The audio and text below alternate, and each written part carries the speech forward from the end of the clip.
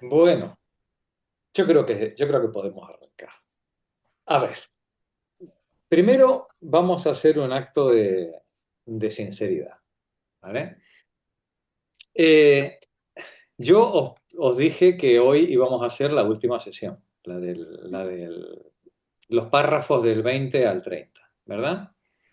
Bueno, pues ayer yo estuve revisando otra vez el texto, el esquema, los párrafos del 20 al 30 y he llegado a la conclusión de que es absolutamente inviable, ¿vale? Inviable. Los párrafos del 20 al 30 son de una profundidad y de una complejidad tan grandes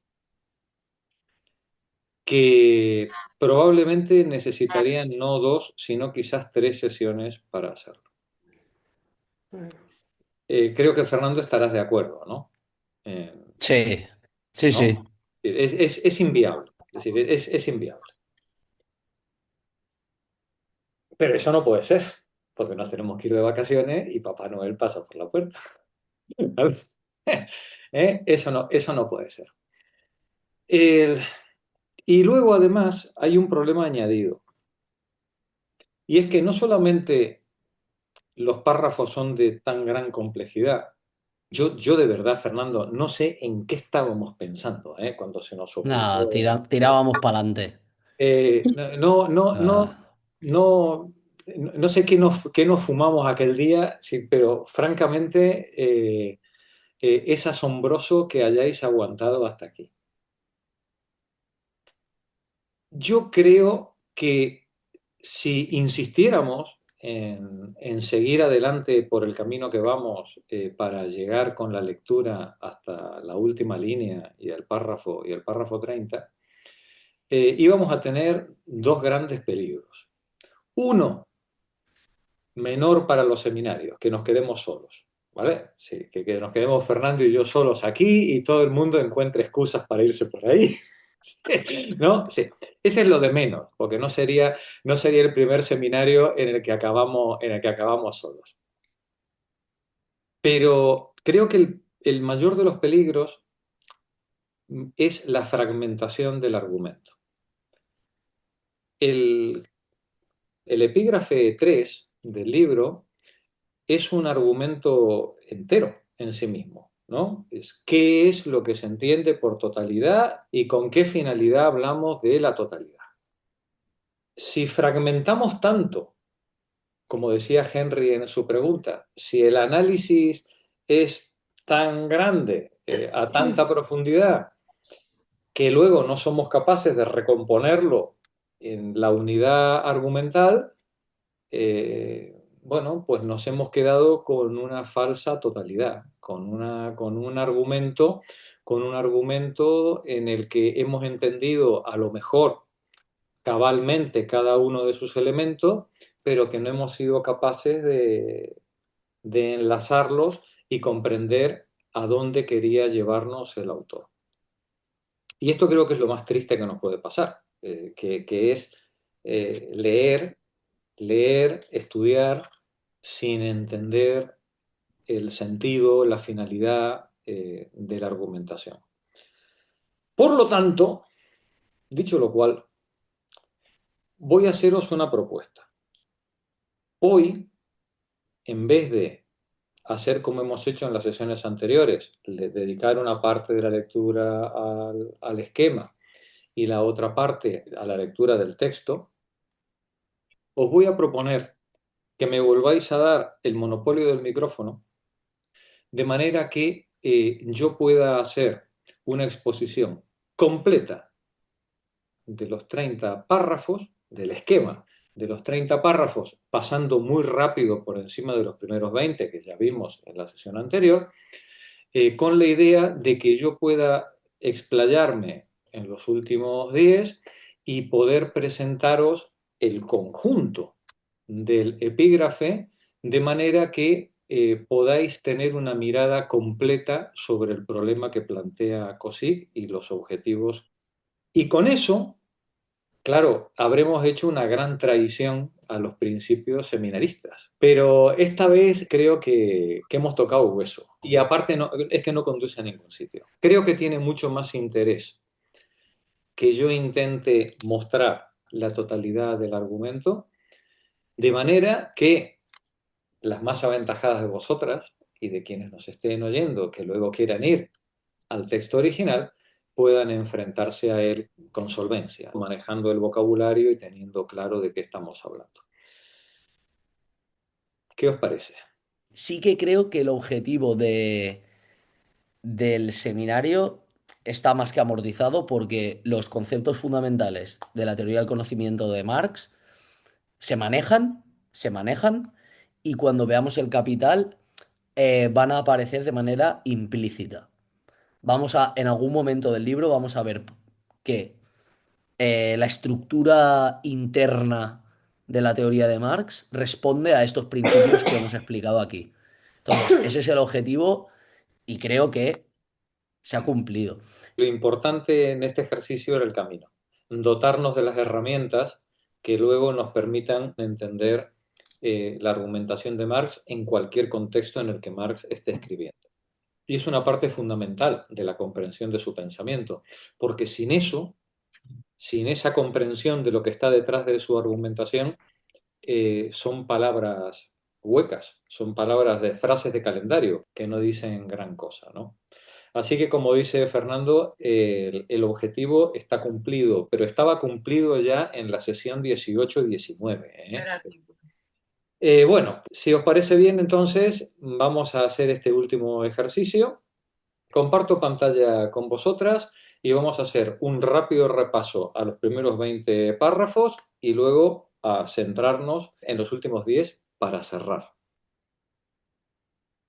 Nos decía Cosick en este larguísimo epígrafe 3 de Dialéctica de lo Concreto, en el párrafo 1, que la filosofía alemana había heredado de Spinoza esa idea de totalidad y que la había reelaborado bajo esa concepción dialéctica propia hegeliana. Que va a ser Marx quien depure ese enfoque dialéctico hegeliano de su mistificación idealista, alumbrando lo que desde entonces hasta hoy entendemos como dialéctica materialista. Pero, nos dice el autor, los conceptos con el tiempo están sujetos a mutaciones, y esto le pasó también a este planteamiento de dialéctica materialista, que habiendo nacido con tres patas, decíamos como una presuposición ontológica, entiéndase, como una presuposición de cómo es el mundo que está tras los fenómenos que podemos conceptualizar, al mismo tiempo era un principio heurístico, es decir, una guía, léase, una guía para la investigación, y también era una regla metodológica, un método para poder investigar la realidad. Pero, nos dice el autor en el párrafo 4, en el paso de los siglos XIX al XX, esta dialéctica materialista degeneró olvidando ese supuesto ontológico. Pero olvidando el supuesto ontológico, renunciamos al mismo tiempo a la aspiración de alcanzar una totalidad concreta, es decir, una totalidad que no solamente nos dé cuenta de forma significativa, coherente, de lo que tenemos ahí fuera y pensamos a través de nuestra conceptualización, sino que además sea una totalidad que no sea abstracta, sino que sea una totalidad que nos permita comprender los hechos que se dan en el mundo en su especificidad, no solamente como colección de cosas que ocurren ahí fuera, sino en su especificidad y relación de unos con los otros. A eso es a lo que aspiramos con la idea de totalidad concreta. Porque, dice el autor, todo conocimiento, queramos o no, implica una preconcepción explícita o implícita de qué es la realidad. Y no tiene las mismas consecuencias, ni heurísticas ni metodológicas, concebir la realidad como un mero conjunto de simples hechos o hechos aislados, que como un todo estructurado y en transformación, que es lo que pretende o es a lo que aspira la dialéctica materialista. Concebir la realidad, el presupuesto ontológico, concebir la realidad de una manera o de otra, tiene consecuencias. Y tiene consecuencias no solamente como guía de investigación, porque no vamos a buscar lo mismo en el mundo si pensamos que la realidad es de una manera o de otra, no solamente tiene consecuencias como guía para la investigación, sino que tiene consecuencias también en la metodología y en la manera en la que vamos a explicar posteriormente el mundo. Nos dice, todo conocimiento implica una preconcepción de qué es la realidad y no tiene las mismas consecuencias ni heurísticas ni metodológicas concebir esa realidad como un conjunto de hechos simples, aislados, o como un todo estructurado y en transformación. Si nos situamos en el primer caso, concibiendo la realidad como un conjunto de hechos simples, aislados, de forma atomística, si nos situamos ahí, que sería el empirismo clásico y más ingenuo, más infantil, si nos situáramos en ese primer caso, nos encontraríamos con que conocer la realidad no sería posible, porque es evidente que no es posible conocer todos los hechos. Y es más, aun cuando conociéramos todos los hechos, eso tampoco implicaría conocimiento, porque conocer todos los hechos no es conocer cómo se relacionan entre ellos. El conocimiento, nos dice el autor, no es conocer todos los hechos, no es una mera acumulación de datos, de información. Conocer es comprender la relación que hay entre esos hechos y no necesariamente entre todos dentro de una estructura significativa.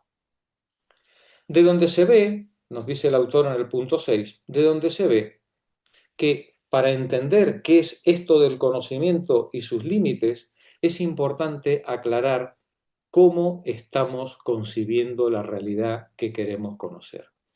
Y tenemos que aclarar si esa realidad la vamos a concebir como un conjunto de todos los hechos o, como nosotros pretendemos, como una totalidad concreta, como un conjunto estructurado y en desarrollo en el que los elementos que lo componen no solamente tienen su especificidad, sino que su significado depende a su vez del todo en el que están insertos.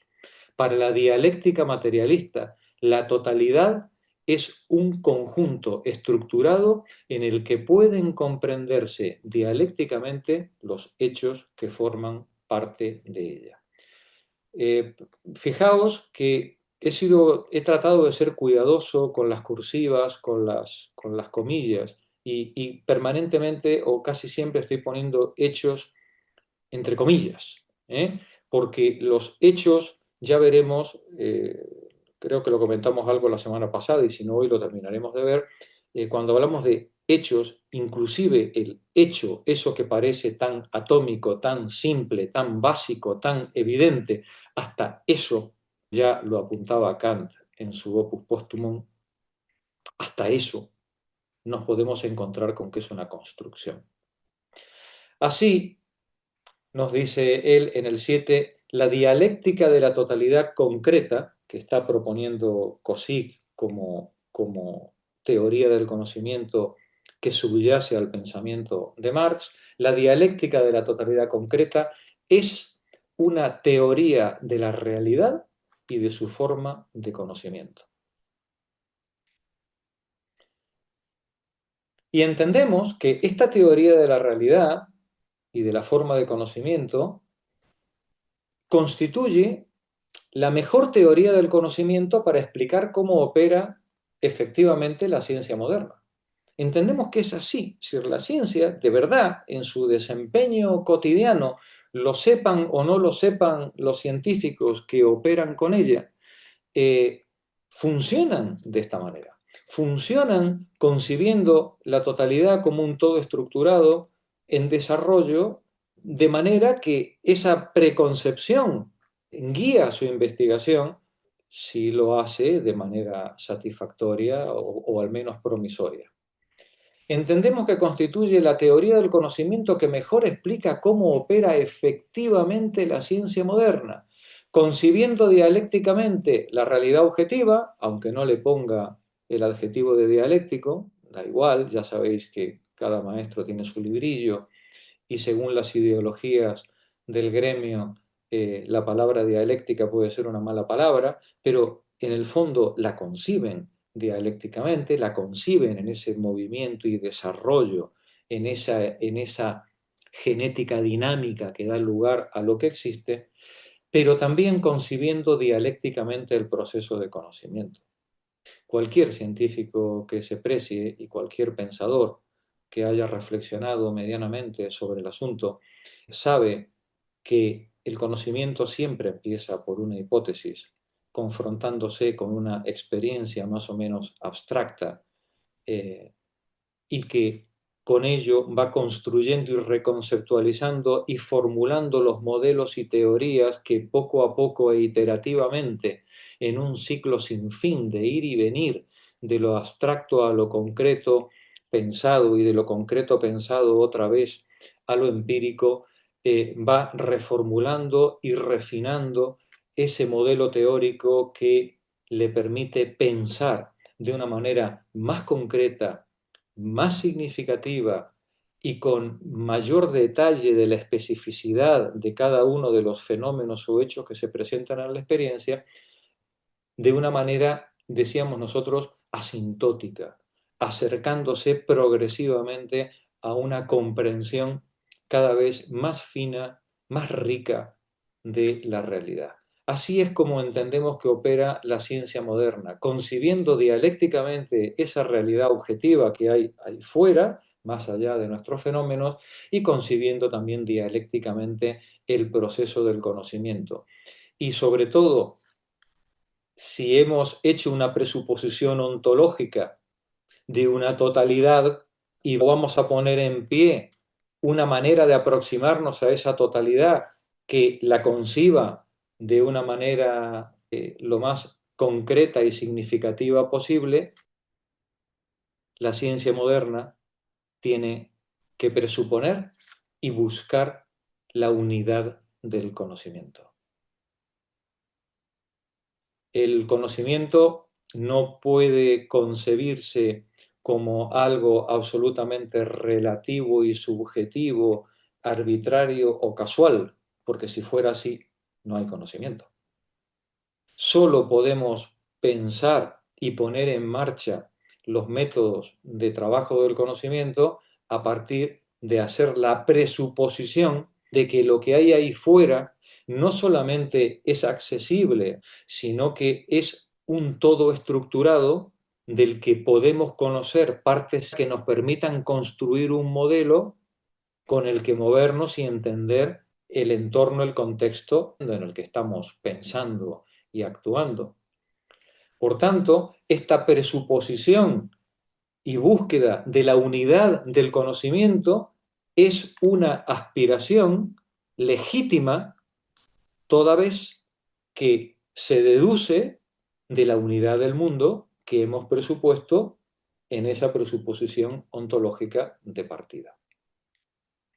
Y dice el autor, la ciencia moderna busca esa unidad del conocimiento, entre otras herramientas, ejecutando analogías estructurales, que funcionan como una guía de investigación, como un principio heurístico, orientando esa investigación, al mismo tiempo que permiten iluminar las distintas áreas del saber de forma sinérgica entre ellas, permitiendo que los modelos que se han construido en unas áreas de investigación sirvan de ejemplo, modelo o guía o acicate para investigar elementos aparentemente similares en otras.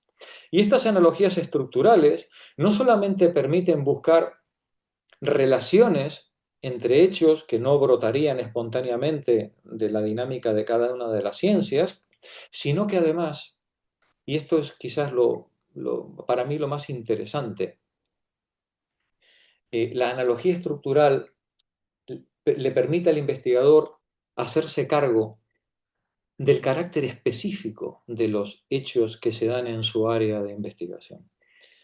¿Por qué razón un método de trabajo o un enfoque funcionó en un área y no funciona o arroja resultados diferentes o matices diferentes en otro? ¿Cuál es el carácter específico del hecho que estamos estudiando? Esto, cualquiera de vosotras, que la mayoría habéis estudiado idiomas extranjeros,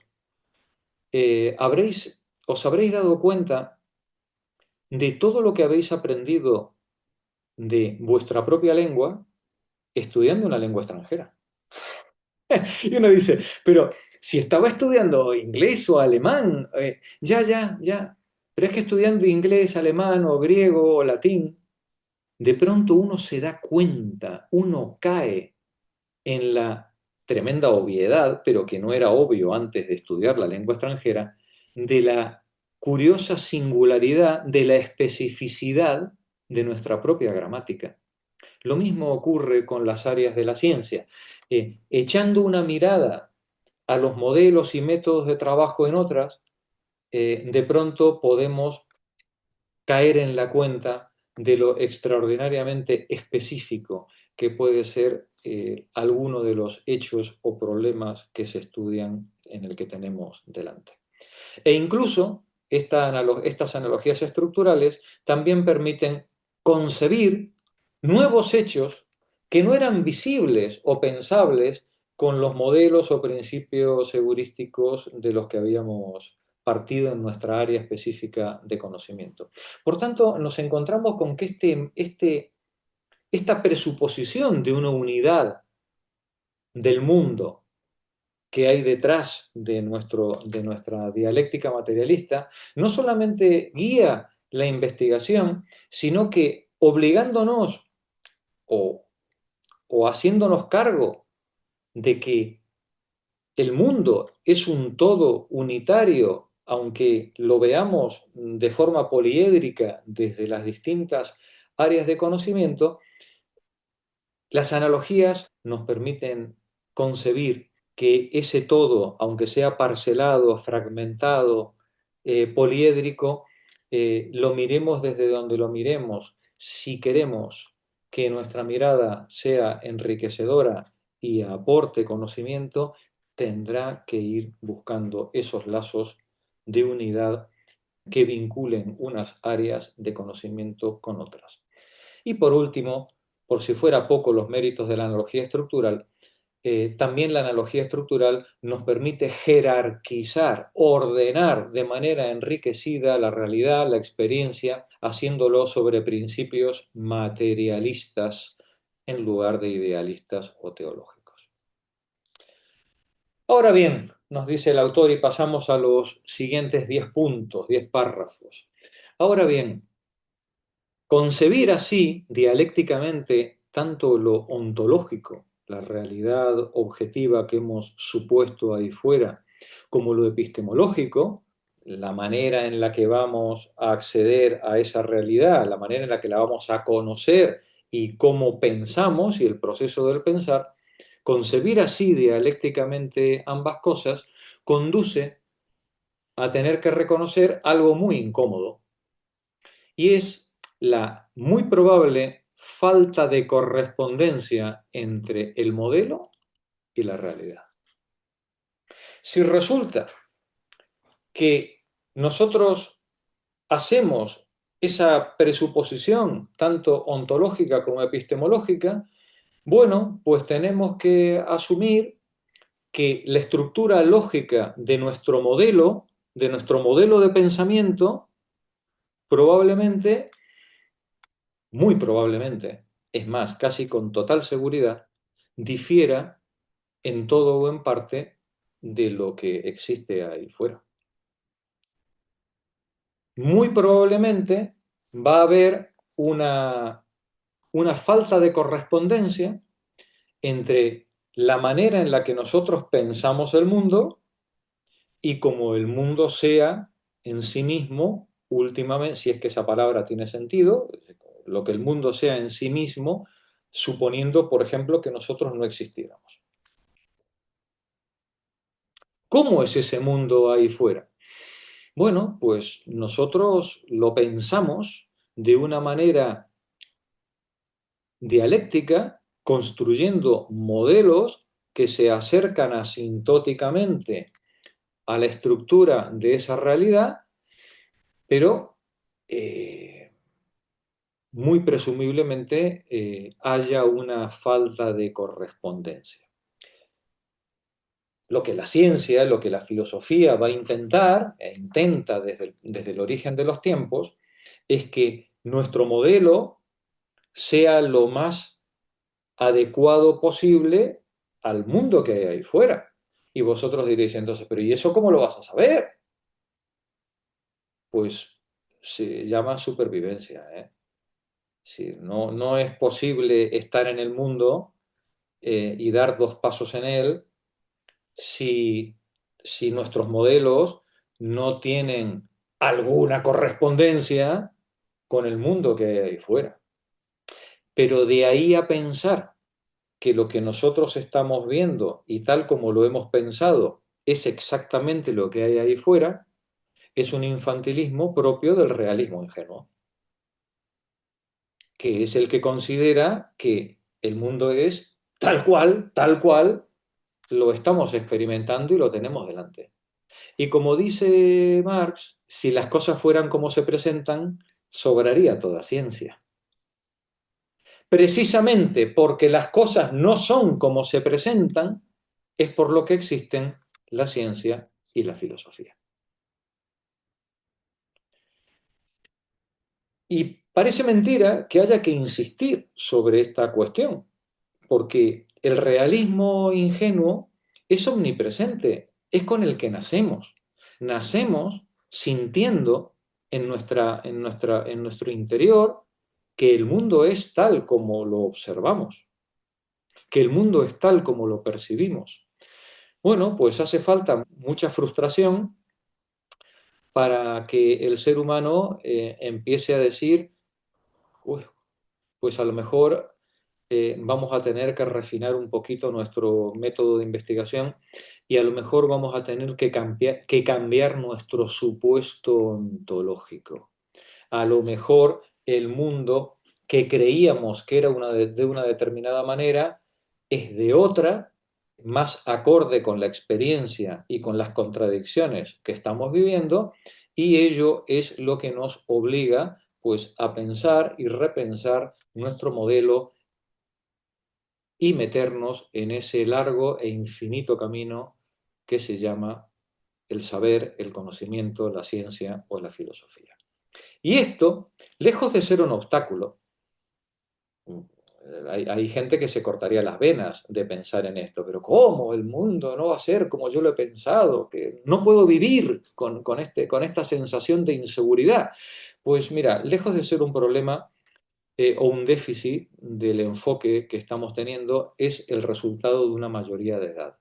Es el resultado de la comprensión de un problema real que existe, seamos conscientes de él o no. Los procesos de conocimiento humano solo pueden aspirar a una precisión, concreción y objetividad crecientes, en el mejor de los casos. Si nuestro método es el correcto, si hemos sido honestos en la investigación, si nos hemos mantenido muy firmes en el amarre empírico, en no olvidarnos de que estamos ante modelos. Si hemos sido muy firmes en esto y no hemos dejado que nuestra idealización, que nuestra modelización nos subyugue y nos obnubile, si no hemos dejado que nuestra modelización se reifique y hagamos de ella o la confundamos con la realidad, entonces nuestro conocimiento, nuestro proceso de conocimiento podrá aspirar a una objetividad creciente. Creciente como objetividad creciente como intersubjetividad, como, como aquello que a través de un logos, decíamos la semana pasada, de una razón y de una palabra pública compartida, podemos confrontar con nuestros iguales, alcanzando de forma sucesiva rangos de conocimiento, de comprensión del mundo, pues cada vez más amplios y de mayor validez intersubjetiva. Por eso decimos, los procesos de conocimiento humano solo pueden aspirar a una objetividad creciente, en el mejor de los casos asintótica. Por lo que, si todo conocimiento es parcial, provisional, presumiblemente erróneo en todo o en parte y parte de un desarrollo del saber, en el mejor de los casos asintótico, llegado a este punto, cabe que nos preguntemos, ¿y qué manera de entender el mundo, qué manera de concebir la realidad tiene mayor potencia explicativa? Los conceptos de estructura y sistema propios de la ciencia contemporánea o nuestro concepto de totalidad concreta que entendemos es más fructífero porque no solamente engloba los de estructura y sistema, sino que además permite pensar la realidad en su creación y autodesarrollo.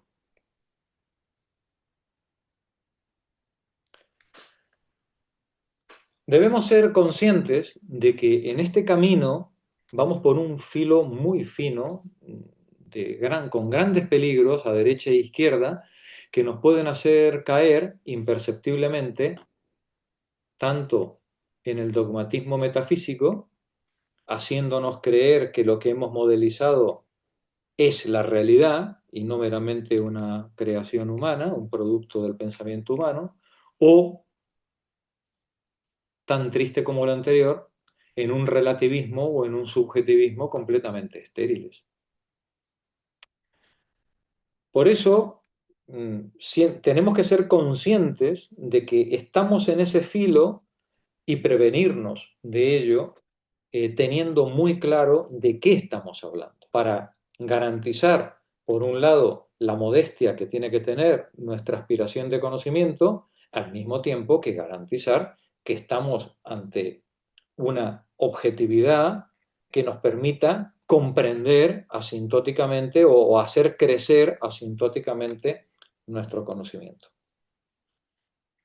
Desde el punto de vista del modelo de investigación dialéctica, cada fenómeno solo puede ser comprendido como parte significativa de un todo. Aquí tenemos que amarrarnos a este presupuesto para no caer ni de un lado ni del otro. Tenemos que entender cada fenómeno que se presenta en la experiencia como la parte significativa de un todo, porque los hechos aislados solo constituyen abstracciones, solo carecen del marco relacional que les confiere concreción y significado, y las totalidades en las que no se puede diferenciar, en las que no hay especificidades que podamos pensar, bueno, son conjuntos abstractos y vacíos. Por ello, frente a los modelos de conocimiento que pretenden ser sistemático-acumulativos, el modelo de investigación dialéctico busca siempre la concreción, la especificidad de cada uno de los elementos y su significado en el marco de una totalidad. Ahora bien, ¿qué totalidad? ¿De qué totalidad estamos hablando? En la historia de la filosofía ha habido tres grandes concepciones de la totalidad, nos decía el autor. Por un lado, la atomística racionalista, por otro lado, la organicista dinámica, y por otro lado, la dialéctica, que desde Heráclito, pasando por Hegel y hasta Marx, piensa la realidad como un todo estructurado en creación y desarrollo. Y sin embargo, esta idea de totalidad en el siglo XX sufrió dos ataques muy importantes, ¿no? Por un lado, el ataque de los empiristas, ¿no? Que, como veíamos en la opción A, con ese enfoque atomístico acumulativo, llevaba a una fragmentación del mundo abocando al sujeto al relativismo o al subjetivismo, ¿no?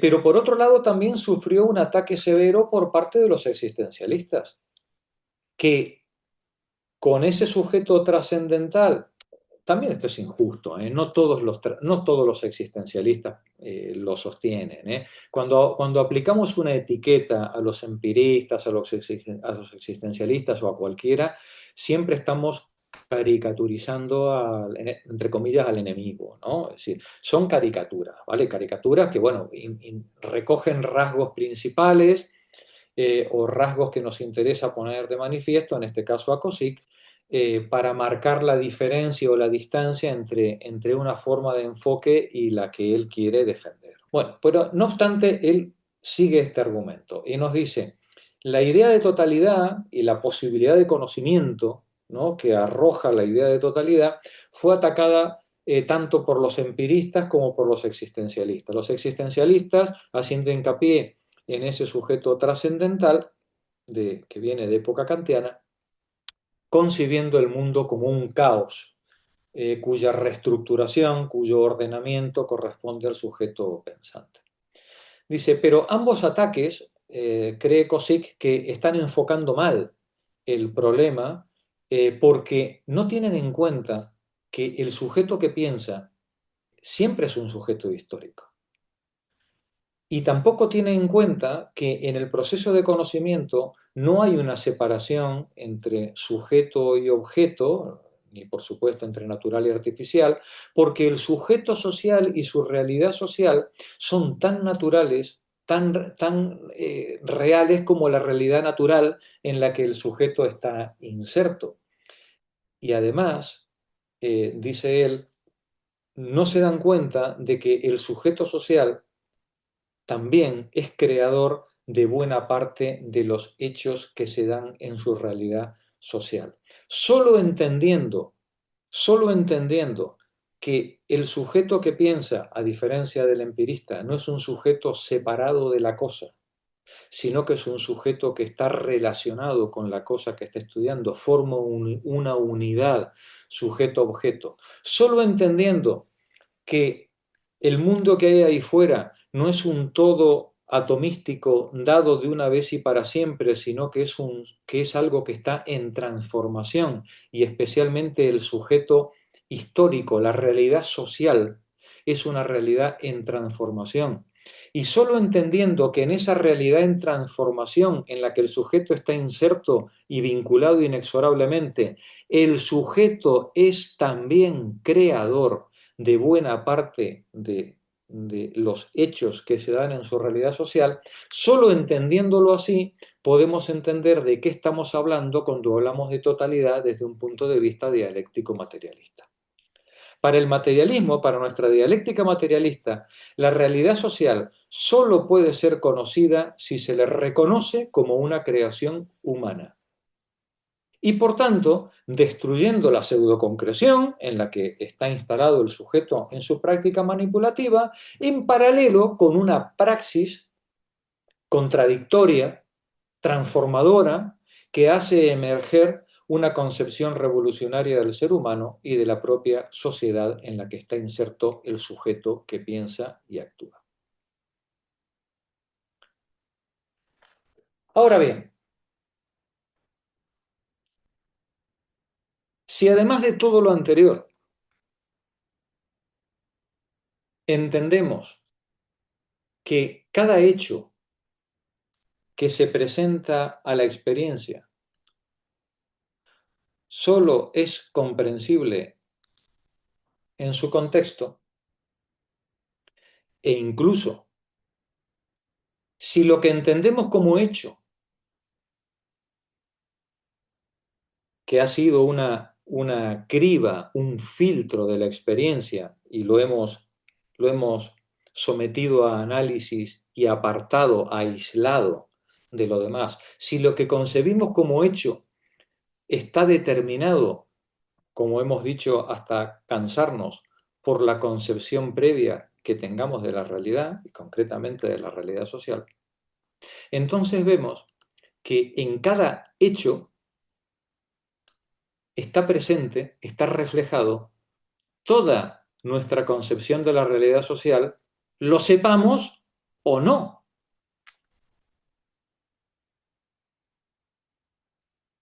Lo sepamos o no. Cuando un africano o un esclavista norteamericano ve un negro, no ve un ser humano. Ve un negro, ve un animal con forma humana que está inserto dentro de la sociedad bajo unas relaciones de producción. El africáner o el esclavista han categorizado la realidad social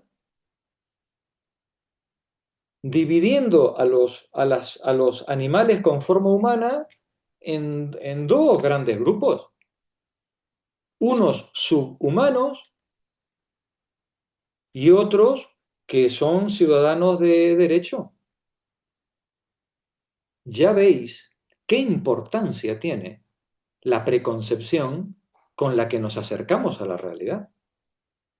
Dependiendo del marco, dependiendo del supuesto ontológico que apliquemos a la totalidad que queremos estudiar, veremos unos hechos o veremos otros.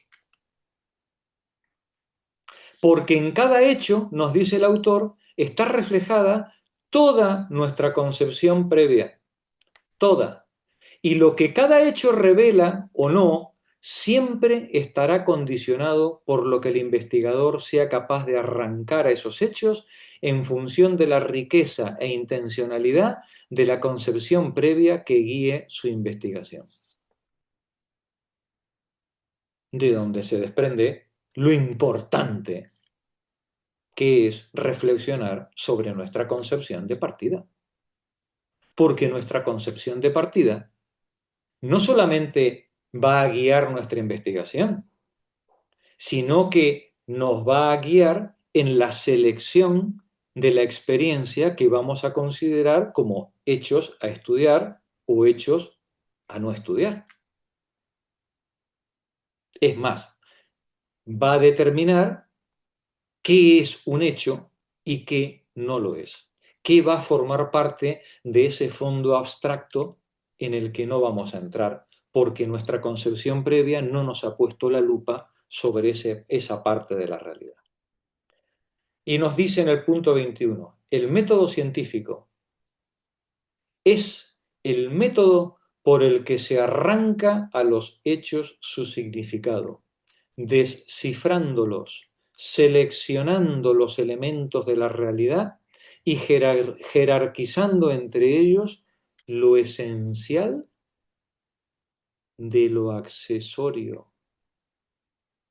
¿Os dais cuenta ahora del enorme peso que tiene sobre la investigación la preconcepción, esa explícita o implícita de la que todos necesariamente arrancamos? El investigador, el científico, no es ajeno, no puede ser ajeno al marco ideológico, histórico, epistemológico, ontológico en el que se mueve. No puede ser ajeno. Pero un investigador serio, un filósofo serio, está obligado a pensarlo y a explicitarlo. Porque si no lo hace, toda su investigación, empezando por los hechos que seleccione, va a estar contaminada por esa mirada previa no explicitada. Pero esto no es sencillo, ¿eh? Que el método científico sea el método por el que se arranca a los hechos su significado, no quiere decir que el significado de los hechos se muestre simplemente porque ha aparecido delante nuestro. El africáner siempre va a ver un mono en el negro, siempre. No puede verlo de otra manera. Nos dice el autor, Que los hechos se experimenten, que los hechos se den en la experiencia, eso que pomposamente los científicos llaman la facticidad, ¿no? Lo fáctico, y con eso parece ser que ya lo podemos matematizar eh, y ya es ciencia, podemos hacer un paper con ello, ¿no? Que los hechos se den en la experiencia, su facticidad, no implica que los hechos brinden sin más su significado, el sentido en la estructura a la que pertenecen. Y esto, el sentido del hecho en su estructura, eso precisamente es lo que la ciencia, la filosofía, tiene que descifrar. Su lugar como relación interior y dinámica dentro de su contexto, dentro de la totalidad que estamos estudiando. La teoría materialista, la que queremos defender, distingue dos tipos de totalidad o de contexto, ¿no? El autor usa la palabra contexto. Distingue dos contextos. El contexto de la realidad en el que los hechos existen originariamente, podríamos decir en un plano metafísico empirista, aquello que existe independientemente de que lo estemos mirando o no, ¿no? Ese contexto de la realidad, y el contexto de la teoría en el que los hechos se vuelven a dar, pero reordenados por el pensamiento. Cuando nosotros estamos hablando de una totalidad concreta, estamos hablando de esta segunda manera de entender la totalidad, de entenderla como un modelo teórico en el que los hechos los vuelvo a presentar en el contexto del pensamiento reordenados de una manera significativa y en la que los elementos, los hechos que he seleccionado muestran su especificidad. El conocimiento, dice el autor, es siempre una oscilación dialéctica, un ir y venir entre los hechos y el contexto, entre los hechos y esa totalidad, entre lo que yo he seleccionado de la realidad, de esa abstracción inicial, ¿no? Y voy iterativamente, decíamos, construyendo un nuevo contexto, una nueva totalidad pensada, pero que tiene que ser concordante con la experiencia que he tenido, porque si no me voy por los cerros de Úbeda, para que no me vaya en dogmatismos o en idealismos o en abstracciones absurdas, tengo que mantenerme siempre aferrado a esa experiencia. Por tanto, nos dice él, ¿cómo puede el pensamiento reproducir mentalmente la realidad como totalidad concreta sin caer en una totalidad abstracta? Diríamos nosotros, en una idealización que acabe perdiendo relación con el mundo. Bueno, pues esto se hace no perdiendo nunca de vista que la totalidad concreta que estamos investigando es solo un modelo, permanentemente atentos a no hipostasiar ese modelo erigiéndolo en una falsa realidad y, en segundo lugar, no perdiendo el contacto con la experiencia, con lo empírico, ignorando los hechos que no concuerdan con el modelo. Ya sabéis el chiste que se aplica a cualquier dogmatismo, que dice que un buen dogmático no puede permitir que un feo hecho le estropee una buena teoría. Los, los, los, feos, los feos hechos son anatema, tienen que mantenerse lejos de nuestra investigación. Bueno, pues eso es exactamente lo contrario del método científico. Una correcta totalización debe tratar la riqueza inconexa de lo real como desafíos al modelo. Una mala totalización va a interpretar siempre esa riqueza inconexa de lo real como un residuo irracional. Aquí, compañeras,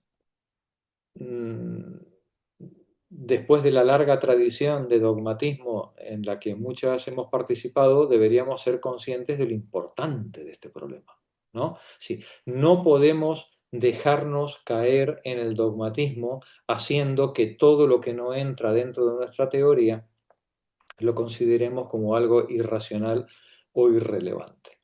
Por tanto, el punto de vista de la totalidad concreta no tiene nada en común con la totalidad holista, decíamos romántica, dogmática, que hipostasia el todo sobre las partes, porque el todo nunca es un todo terminado y lleno de contenido, sino siempre un conjunto que se crea y desarrolla. El todo, siempre el todo, tanto el que hay ahí fuera al que queremos acceder, como el modelo de totalidad concreta que queremos construir para comprender el mundo, el todo siempre debe pensarse históricamente.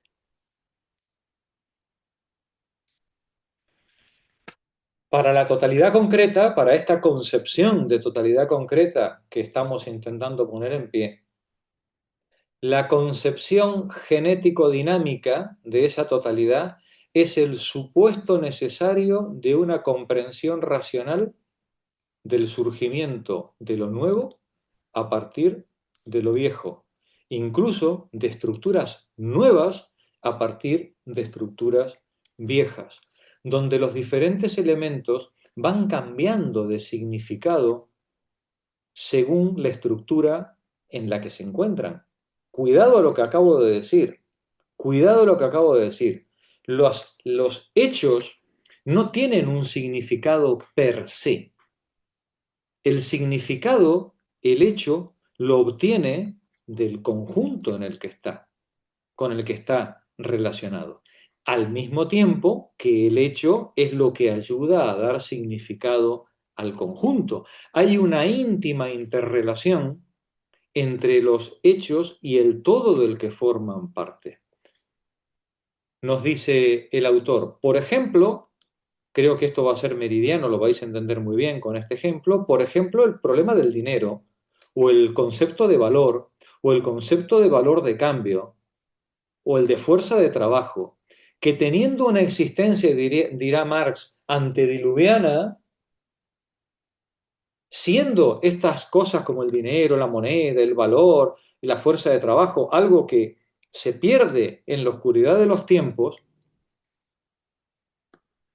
teniendo esa existencia pretérita, y que están en modos de producción antiguos como el esclavista, como el feudal, una vez que se convierte el capitalismo en su estructura significativa, esos hechos pasan a formar parte del proceso de reproducción del capital como elementos orgánicos del capital. Las cosas significan lo que significan en su contexto, dentro de su totalidad. Y cosas que en otros contextos podían tener significados diferentes o no completamente iguales al actual, en el nuestro tienen significados muy concretos y tienen una especificidad, como por ejemplo la moneda tiene en nuestro modo de producción capitalista una especificidad y un significado que no tenía en un modo precapitalista o esclavista o comercial asiático en el siglo V antes de nuestra era. Ya veis, las cosas no son lo que parecen, y mucho menos son lo que son de una vez y para siempre. Los hechos, las cosas, van adquiriendo su significado a medida que van siendo integradas en las totalidades de las que forman parte. Y preguntar qué fue primero, dice el autor, si la totalidad o las contradicciones y cambios históricos y genéticos que la totalidad lleva dentro, es como preguntar si fue primero el huevo o la gallina. Es una pregunta absurda. Ese planteamiento, preguntar qué fue primero, si la contradicción que da lugar a la modificación del todo o el todo que lleva a las contradicciones dentro, expresa la más completa incomprensión de la concepción dialéctica materialista. Y vamos ya cerrando el tema.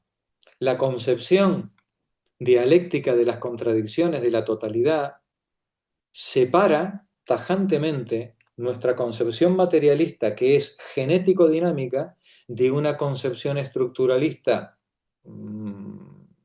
como la que hubo, por ejemplo, en la mitad del siglo XX, que tiende a entender el funcionamiento de los elementos de forma autoajustada y funcional.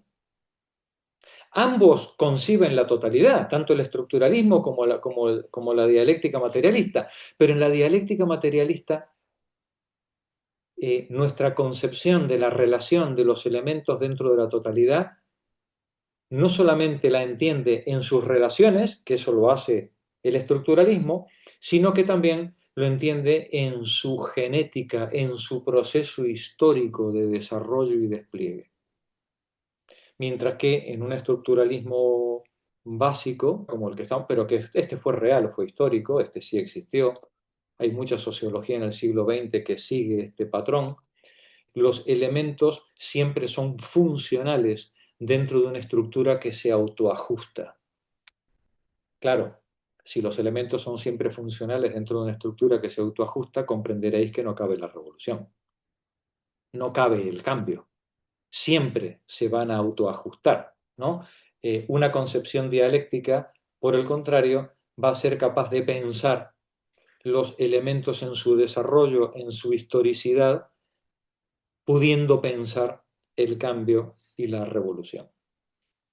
En segundo lugar, un planteamiento de dialéctica materialista concibe la idea de totalidad como un medio conceptual para comprender los fenómenos sociales. Y para ello subraya la relación de base y superestructura, muy marciano esta concepción, donde la base material tiene un papel determinante. La base material de los medios de producción en los que se desenvuelve la realidad social tiene un papel determinante sobre la superestructura ideológica, toda vez que los seres humanos no son conscientes de ello. Toda vez que los seres humanos se mueven como pez en el agua en el mundo de la cotidianidad, obnubilados por la pseudoconcreción con la que piensan el mundo y su realidad social.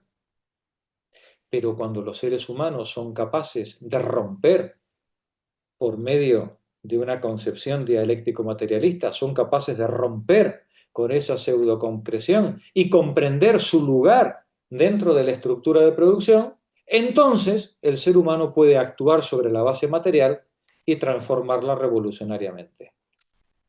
La totalidad de base y superestructura, la concepción de una totalidad tanto en su base material como en su superestructura ideológica, debe ser capaz de mostrar al sujeto histórico real, al que anda sobre el mundo, al ser humano cotidiano que crea y se crea en el proceso de producción y reproducción de lo real. Por tanto, la totalidad concreta como concepción dialéctica materialista del conocimiento implica de forma indivisible tres aspectos. Uno, la destrucción de la pseudoconcreción que, fetichizando el contexto social del sujeto, lo aliena y cosifica y le impide pensar su mundo y las posibilidades de cambio. Implica la comprensión del carácter histórico del fenómeno social en el que el sujeto está inserto como parte y como creador, e implica el conocimiento del significado del fenómeno, del hecho y su función lógica e histórica en el todo social. Eso es lo que hace Marx en El Capital. Colocar los hechos significativos del modo de producción capitalista en una estructura lógica e histórica que permite comprender ese todo social llamado modo de producción capitalista. Y por eso el autor nos hace una última advertencia. Así como muchos conceptos importantes de la filosofía materialista, como la falsa conciencia, reificación, cosificación, la relación sujeto-objeto, pierden su carácter dialéctico si se les considera aisladamente de una teoría materialista de la historia. La categoría de totalidad pierde su carácter dialéctico si se la concibe solo como una relación de las partes con el todo, prescindiendo de su dimensión genético-dinámica. No podemos aislar la explicación lógica del todo de su explicación histórica. Si hacemos eso, si hacemos eso, nuestra filosofía materialista va a perder su anclaje de totalidad concreta, que era lo que queríamos defender desde el primer momento. Y termina así. Solo es posible alcanzar la concreción, la especificidad de los hechos sociales que se han presentado en la experiencia, llegando hasta la relación interna del fenómeno con su esencia, la relación interna del fenómeno con nuestra explicación lógica e histórica que hemos modelizado a través de nuestro modelo de totalidad concreta. Solo es posible alcanzar la concreción llegando hasta la relación interna del fenómeno con su esencia, porque la mera comprensión del aspecto fenoménico nos mantiene en la abstracción, nos mantiene en la pseudoconcreción. Esta última, la abstracción, desde un punto de vista político, es apologética, es justificadora y sostén del orden existente.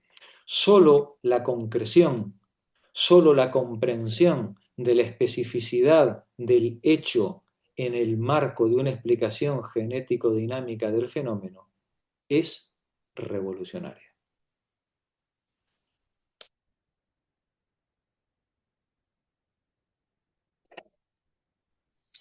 Jorge, yo querría preguntarte algo. ¿La pseudoconcreción podría ser el fetichismo de la mercancía? El fetichismo de la mercancía forma parte de la Vale, pseudoconcreción. están relacionados. Eso Gracias. es. Nos vas a colgar el artículo este. Por supuesto, por Hay supuesto. un gran esfuerzo detrás, ¿eh? O sea, que muchísimas gracias. Imagínate que estoy sudando. Pues no es para menos, pero vamos, Creo que le he podido dar un cierre que hay que rascar mucho en el texto para encontrarlo, ¿eh? es Sí, fantástico. pero ahora todo suena más. Ahora sí, ¿no? Y ahora sí espero que veáis la íntima relación e importancia que tiene con el Capital, con el libro, ¿no? Absolutamente. De Marx, ¿no? Ahora entendéis por qué Marx dedica los primeros capítulos a la teoría del valor, los otros a las relaciones en el modo de producción y los últimos al despliegue histórico de todos esos conceptos dentro del modo de producción capitalista. El capital es una catedral del conocimiento, que ahora, después de todo esto que hemos hecho, creo que vais a poder catar en todo su esplendor, ¿no? Eh, a mí me pareció muy clarificador. Agradezco muchísimo el esfuerzo, el trabajo. Y me reafirma lo que creo que ya había tirado por acá, sin entender muchas cosas de lo que dice ahí, ¿no? Que si no partimos de la crítica a todo el sistema de categorías de la economía política burguesa, vamos a morir siempre, en todo caso, en el mejor de los casos, en acciones de reforma, reformismo. En Bien, ¿no? funcionalismo, es decir, en reformas que autoajustan el sistema. Efectivamente, muy bien, Henry. Sois un grupo realmente especial, ¿eh? No, primero por lo sufrido, ¿no? Y luego por la manera en la que atáis, vais atando las cosas, ¿no? Hemos aprendido mucho, Fernando y yo, de este seminario, ¿eh? Pero mucho, ¿eh? Tú dices en Henry, gracias a nosotros. No, no, gracias nosotros, que sin vuestra paciencia no habríamos aprendido ni la cuarta parte de lo que hemos aprendido. Yo entro de congreso mañana, así que con todo, algo de lo que ustedes me han brindado, estará por ahí en la discusión. Muy bien, muy bien. Que se haga praxis revolucionaria. Muy bien, muy bien. A mí me pasa algo, eh, en fin, que me pasa siempre cuando lees algo difícil, ¿no? Pero concretamente con esto, yo siento que hay tanta discusión histórica que yo no estaba al tanto. Has mencionado muchísimos autores del pasado, ¿no? Que claro, ahora y te has perdido el argumento y el contraargumento y el contraargumento y el contraargumento y todo ese tren de pensamiento que has llegado aquí. Y cuando te topas contra esto, como que no me queda otra que memorizarlo. Su conocimiento es asintótico, ya está memorizado, ¿no? Pero claro, luego si me pides que te lo explique, bueno, complicado, porque no tengo en mi cabeza todo ese tren que Claro. comprendí, ¿no? Sus premisas y su validez, por qué, su contexto. Claro, y ahora tengo muchas notas que cuando las leo digo, ah, sí, sí, sí, súper bien, clarísimo. Pero luego no lo acabo de entender porque no, como que no comprendo todo ese pasado, ¿no? No sé si es que Pero, me falta esa lectura del pasado o que por aún supuesto. debo. No, no, por supuesto, por supuesto. Ahora entenderéis que no es ninguna metáfora de falsa modestia decir que somos enanos a hombros de gigantes, ¿verdad? ¿No? Y ahora entenderéis por qué hoy un gran filósofo del siglo XX que dice que toda la historia de la filosofía es una nota a pie de página de Platón. ¿Vale? ¿Eh? Sí, toda la historia. Sí, todo esto que estamos haciendo nosotros, vamos, son anotaciones en el margen de los diálogos platónicos. El conocimiento humano es una gigantesca catedral construida párrafo a párrafo sobre nuestros antecesores. Claro, tú dices, claro, a ti te entra la desesperación. Imagínate a nosotros, pobre, cuando empezamos a estudiar filosofía, ¿no? Dijimos, pero esto ni en siete vidas, ¿no? Ni en 7 vidas tú puedes llegar a comprender esto, ¿no? No comprenderlo, no digamos, a estudiarlo en profundidad, ¿no? Pero te voy a decir una cosa, Joan. Vas a encontrar una enorme satisfacción en lo que te queda de vida cuando poco a poco te pique la curiosidad por cualquiera de estos detalles o autores y vayas a indagar, a echar una miradita por un agujerito y de pronto digas, anda, era esto, y lo entiendas, ¿sabes? Porque lo bueno de poder ver el armazón en este tipo de argumentación, no los detalles, por eso yo siempre os digo, no os perdáis en los detalles. Lo bueno de ver el armazón es que el armazón te permite lo heurístico, dirigir la mirada y dirigirla a los elementos significativos, ¿no? Y de pronto encontrar la relación. ¿Qué es la relación? El significado dentro de una estructura mayor. Encontrar el aporte de cualquier pensamiento, de cualquier pensador de la antigüedad y de pronto decir, anda, era esto, ¿no? Y de pronto todo arroja claridad, todo arroja luz alrededor. No podemos pretender saberlo todo, eso es imposible, ¿vale? Eso es imposible. Lo más que podemos aspirar, los seres humanos corrientes, que además no tenemos ambición de sabiduría ni muchísimo menos, es a encontrar sentido. Y ese sentido lo podemos encontrar a través de la comprensión más o menos difusa de las estructuras que rigen la argumentación del mundo en el que estamos. Como decía antes Henry, ¿no? Claro, si tú te quedas en el ámbito de la explicación dominante, bueno, pues tu explicación dominante va a ser bastante contradictoria y no vas a entender nada. De eso se trata. Claro, se trata de que no entiendas nada. Porque como empieces a entender algo, le sales a prenderle fuego a los contenedores, ¿no? Es decir, de eso se trata. Ahora bien, cuando tú empiezas a entender las cosas y a ver la estructura subyacente que hay bajo esa pseudoconcreción, ah, la satisfacción es enorme. Se te ensancha el corazón. Así que bienvenido, Joana, Bienvenido, Joan, al veneno de la filosofía.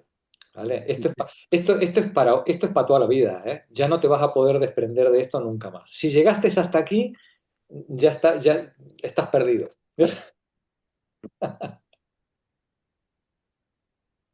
Yo iba a decir un poco lo que dice Jorge a raíz del comentario de Joan.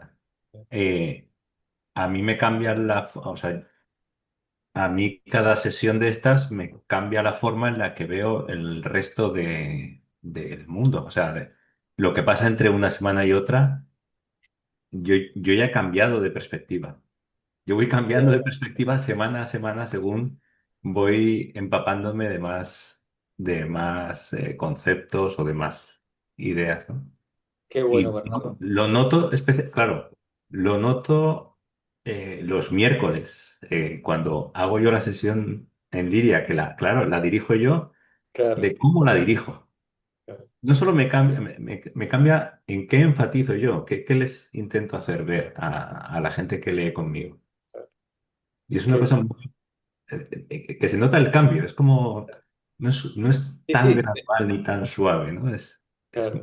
Qué revolucionario. grande, qué grande. No, no hay mayor regalo que me podías hacer esta noche, ¿eh? Qué bueno, ¿verdad, Fernando? Qué Joder, grande, nuevo piropo te has qué lanzado, ¿eh? grande, qué grande, qué bonito, qué bonito, qué bonito, qué emocionante. Yo es que soy más destructivo que Jorge. Sí, porque sí que es verdad esto de que pues, te cambia la mirada, te cambia la perspectiva, ya no hay vuelta atrás. Ya no puedes ver el mundo tal y como lo veías, ni tampoco quieres verlo tal y como lo veías. Sí que tienes una cierta satisfacción de ese logro de haber sido capaz de no temer ese esfuerzo, ¿no? Ser capaz de haber hecho ese esfuerzo por profundizar un poco más, comprender un poco mejor el mundo que te rodea. Hasta aquí, vamos, suscribo todo lo que se ha dicho. Pero sí que es cierto que a mí, personalmente, se me mezclan sentimientos contradictorios. Porque esa satisfacción intelectual luego se vuelve angustia existencial. Y, y a mí personalmente, a mí, que cada uno, porque claro, las emociones que te suscita este tipo de ejercicios pueden ser de lo más diversas. Y son emociones, son un poco incontrolables, ¿no? Ya no estamos en el terreno racional. Pero a mí me produce rabia, no me hace sentirme feliz. Mira, hace no, hoy mismo he explicado a una clase se me ha cruzado el cable y he acabado explicando la teoría del valor. Les he dicho, disfrutad mucho de la vida, de la despreocupación de tener 16 años. Digo, pero esto es lo que os espera. Y cuando lo he explicado, claro, yo diciendo, las caras eran, eran un poema. Hasta en chavales que están preocupados únicamente por el placer instantáneo, ¿no? El consumismo, las redes y tal. Cuando han dicho, perdona, ¿me estás diciendo que estoy condenado a ser explotado durante toda mi vida? Sí, y a tener una relación de dependencia, de temor, de miedo, de sentir miedo, que que mi bienestar más básico y el de mis seres queridos va a depender del arbitrio de otro. ¿Me estás diciendo esto? O sea, y, y yo, bueno, preguntarle a vuestros padres. Ese conocimiento que yo les he brindado, yo sé que abrir los ojos duele, pero claro, luego si no eres tú quien hace eso y si no tienes el valor suficiente para mirar a esa realidad a la cara, luego la hostia duele el doble. Porque cuando te la esperas aún puedes, ¿no? Puedes taparte así un poco, aunque va a doler igual. Pero por eso que a mí todo esto, el seminario a mí me ha dado grandes satisfacciones. Soy fan número uno. Grandísimas satisfacciones intelectuales y grandísimos problemas existenciales. O sea, a la par. Y van aparejados, no se pueden separar. Y sí que me entran ganas de pasar de la teoría a a la práctica. Lo que pasa es que muchas veces no sabes cómo. no sabes cómo, te sientes aislado, pero sí que en estas comunidades vas sintiendo, ¿no? Pues que resulta que a lo mejor no estás solo, ¿vale? Resulta que hay más gente que piensa como tú, gente con las mismas preocupaciones, y esto se va extendiendo, y la historia es un camino muy largo. Y además, Fernando, si algo nos enseña todo esto que aprendemos en los seminarios, es que la salida nunca es individual. No, no, eso desde luego. Siempre es colectiva. Por eso la praxis revolucionaria siempre tiene que hacerse, no solamente el descubrimiento, que es lo que estamos haciendo nosotros, el aprendizaje, sino la acción, siempre es, siempre es con nuestras compañeras. Siempre, siempre. Justamente la pseudoconcreción nos lleva al aislamiento y a la irrelevancia individual. No, no, no, no. Eso hay que romperlo con la práctica colectiva, con esa praxis en la que aprendemos, pensamos y nos autocreamos, no como sujeto individual, sino como sujeto colectivo, como, como compañeras unas al lado de otras, sintiendo juntas, apoyándonos juntas en el seminario, en el partido, en el sindicato, en la calle, en la manifestación, pero no solamente en la manifestación, porque esto al poder le importa tres pitos. Vamos, lo que nosotros protestemos, ¿no? No solamente ahí, sino haciendo, ¿no? Haciendo cosas juntas y fuera del, saliendo del mercado. Yo Tenemos creo, que hacer Jorge, cosas. que esa bronca que expresa Fernando tiene mucho que ver con nuestra práctica, con nuestra praxis, o la praxis que no hacemos. Creo que está muy vinculado con el tema de la correlación de fuerza. Y lo que él hizo hoy, embroncado, yo creo que tenemos que multiplicarlo. Pero sí, yo creo que pasa por ahí porque lo que decíamos hace un rato, seguimos en la cotidianidad esa que nos subsume para adentro y no podemos salir de ahí. Después nos quejamos en los encuentros, en los congresos, en las deliberaciones, de que no tenemos la fuerza suficiente para otras cosas. Vamos a promover un proyecto de transición, por lo menos, un modelo hacia otra cosa. Menudo Y regalito les pusimos ha web. dejado para Navidad, ¿eh?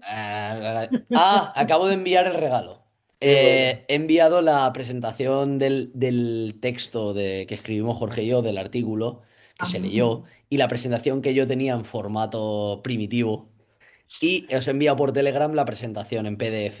Estoy Es viendo. la misma presentación que yo utilicé, solo que muchísimo más gráfica. Y yo creo que más funcional también, explicativamente hablando. Y nada, eso es una especie de material que se queda aquí ya de por vida. O Así sea, es. ya lo tenéis para siempre. Ese material puede servir de ayuda en algún momento para gráficamente poder verlo. Es una simplificación, no sustituye nunca a lo que es el artículo y mucho menos a lo que es el libro. Todas las cosas que ha contado Jorge, madre mía, eso no está ahí, ¿vale? Pero para esos conceptos básicos puede servir. Claro, Bueno, es que yo también mañana os colgaré el material ya definitivo, el definitivo, con todo, con todas las anotaciones. Y compañeras, y qué deciros, que ha sido un lujo estar con vosotras. Pues sí, para nosotras Que también. descanséis, Igualmente. que habéis trabajado un montón. Muchas Sí, gracias. pienso que como os vemos trabajar tanto, esto es de ida y vuelta. Vosotros no queréis defraudarnos, pero es que nosotras hacemos lo mismo. Ahí, Por claro. eso estamos que si lo leemos, que si lo no sé qué, que si lo vuelvo a oír. Es que nos pasa lo mismo. A un trabajo se responde con otro. Qué bueno, qué bueno. Claro que sí, Monse. A vuelta de Reyes, compañeras, viene un viaje espectacular. El eclipse de la fraternidad. Es un cacho de tocho, ¿vale? No pasa nada. Creo que vais a quedaros fascinadas con este libro. Y como dice Joan, ¡buah! Os va a abrir un mundo brutal. Nos va a llevar mucho tiempo, porque es un libro de un interés y de una belleza y de una profundidad enorme. No pasa nada. En los seminarios sabéis que sabemos la fecha de inicio, nunca sabemos cuál es la de final. No pasa nada, ¿eh? Si nos tiramos un año, como si nos tiramos dos. Ese libro hay que sacarle la chicha, porque cuando entendáis, cuando hayamos analizado ese libro, vais a entender vuestro lugar en el despliegue histórico del modo de producción capitalista. Y de ahí a la antorcha, ya solamente queda leer El Capital ya, y ya se acabó. ¿Eh? Así que, Jorge, compañeras, estáis conjuradas. A vuelta de Reyes, el eclipse de la fraternidad. Y ahí voy a tener, como siempre, a Fernando de co-capitán aquí en este barco. Jorge, una Buenas pregunta. cuentas, Joan. Eh, es que me compré el Capital. Pregunta rápida. ¿Recomendáis que se puede leer ya una primera lectura porque quiero el veneno ya en mis venas? Llama. ¿O me espero a releer bien a Cosica, sí, Fraternidad y todo esto? Perfectamente. No, Marx escribió El Capital para que lo leyeran los obreros en la puerta de la fábrica, ¿eh? Sí, sí. Lo que pasa es que desde Más entonces fácil. hasta ahora debemos haber perdido algo de comprensión lectora. Sí. De hecho, hubo quien le propuso publicarlo en fascículos, a lo que Marx se horrorizó y dijo que de ninguna manera, sí. Pero se horrorizó no por lo de los fascículos, sino por la pérdida de la mirada de conjunto. Que la obra es un todo, como dice Marx, es un todo artístico. Tú no puedes leer capítulos sueltos, ¿vale? Debe empezarse por la primera página y acabarse por la última, para que alcance su potencial dialéctico. Para que lo pueda desplegar, tiene que verse en su conjunto, ¿no? Y de una forma ordenada. Sí, Perdona que te corte. Esa metáfora, esa analogía que has hecho con el desplegar y tal, es perfecto. Mira, Joan, es como si fuera un cuadradito de papel muy pequeño, ¿sí?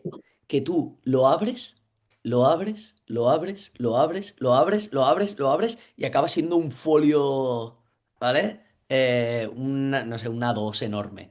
Pero Ujú. al principio es un cuadradito muy pequeño, ¿vale? Y empieza con un análisis conceptual muy fino.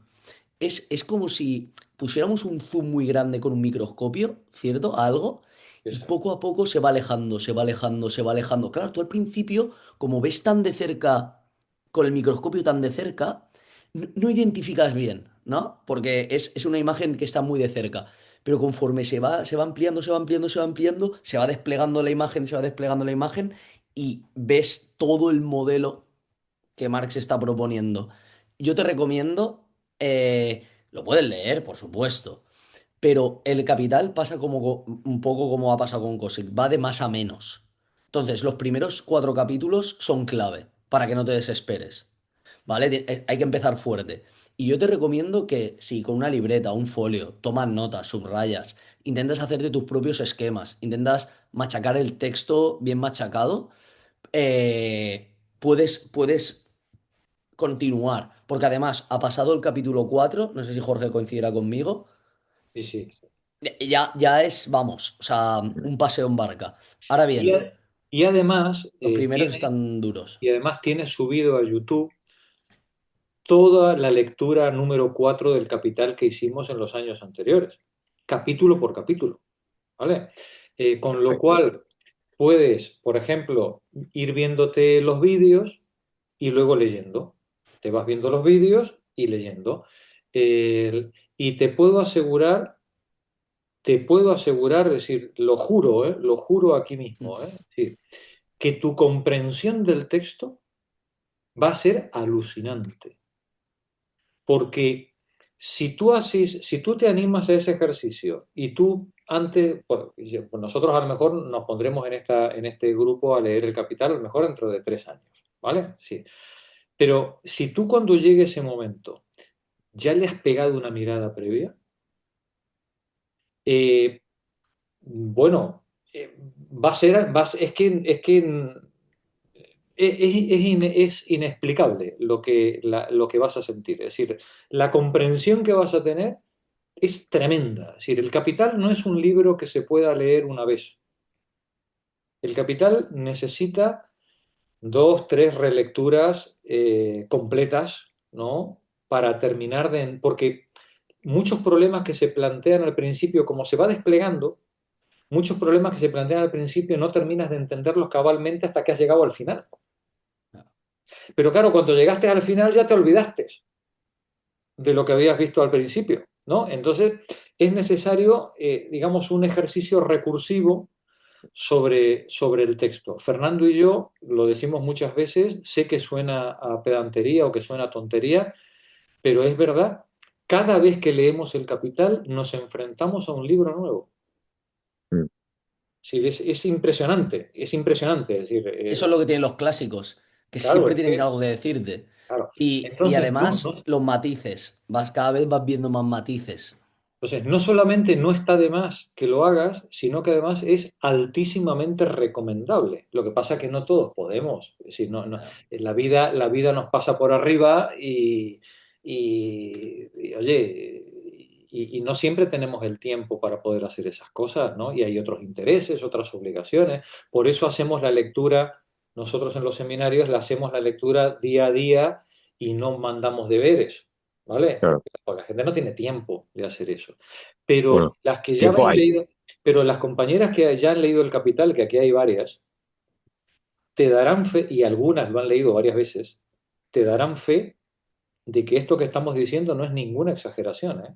Es decir, volver al texto es abrir con unas gafas tremendas el asunto. Por eso es muy pertinente lo que has dicho y muy recomendable. Sí se Qué puede. bueno.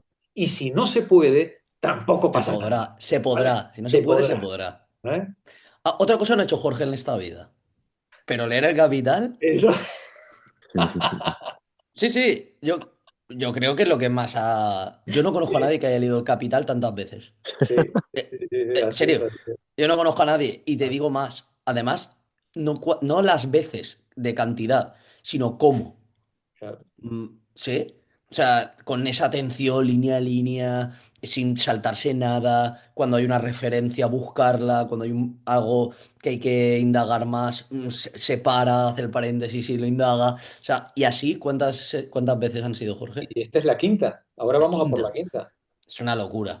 Sí, O Es una sí, sea, locura. o sea, Es una Jorge, locura.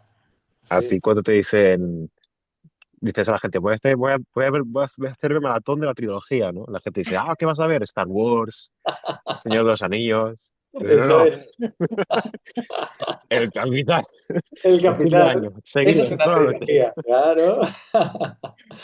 Bueno, compañeras, ha sido un placer. Emocionante estar con vosotras. Buenas fiestas. Portaos bien en la fiesta, que los reyes os están viendo, ¿sabes? No existen, pero os ven, ¿vale? Pues Nos vemos Muchas después, nos gracias, vemos muchas después. gracias. Que, Gracias. que vaya muy No, bien. Gracias, buenas buenas fiestas. fiestas. Buenas vacaciones. Pasen- Adiós. Felices Hasta luego. fiestas. Adiós. Felices Felices fiestas. fiestas.